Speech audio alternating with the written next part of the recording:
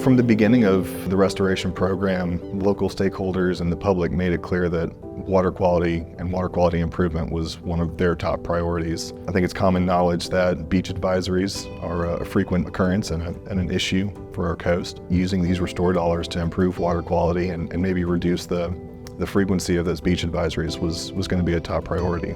Improving water quality is one of our priorities. The MDEQ Office of Restoration has allocated $104 million for water quality improvements across the coast. Much of the work has included traditional infrastructure projects, and many of those have been brought to our attention by city and county officials, like this $2.6 million project in Jackson County. Replacing broken or aging sewer lines like these in Jackson County directly impact our efforts to reduce beach advisories and improved water quality across the coast.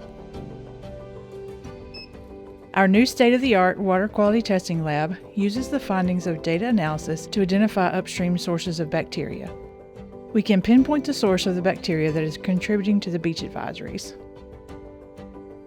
We just got a state-of-the-art source tracking piece of equipment, a technology called a qPCR, and that's able to tell us basically what kind of bacteria we're looking at, whether it's coming from natural sources or whether it's human-derived.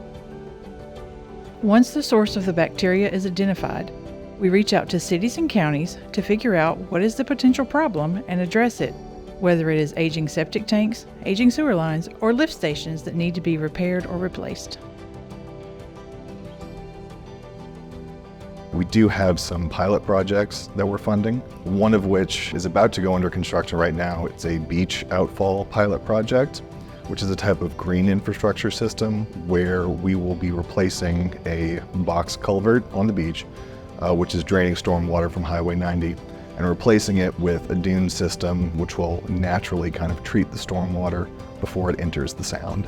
It'll be a marsh system, so there's going to be a dune kind of complex with low marsh plants and then high marsh plants. At the juncture where the water kind of enters the sound, we're also going to have some moisture rings in place, just naturally clean storm water coming off of Highway 90.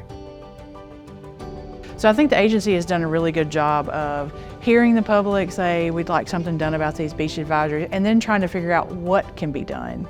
Because we know it's not a system that's just a one-time fix, right?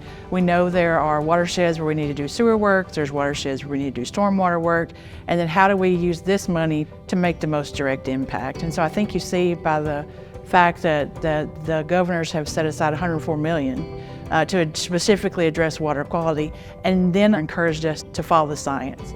So looking at the beach advisories, figuring out where these human-derived bacteria are coming from and focusing work there to try to make the most impact.